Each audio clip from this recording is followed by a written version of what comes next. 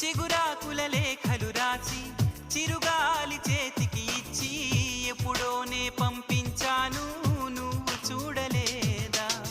నా మనసే పడవగా చేసి కలలన్నీ అలలుగా చేసి ఎప్పుడోనే పంపించాను నిన్ను చేరలేదా.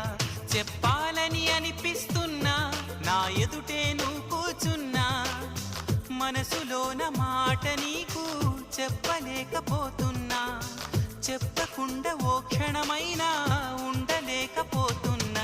ఎలా చెప్పనమ్మా నాలోని ప్రేమని, ఎలా చూపనమ్మా నా ప్రేమను అని.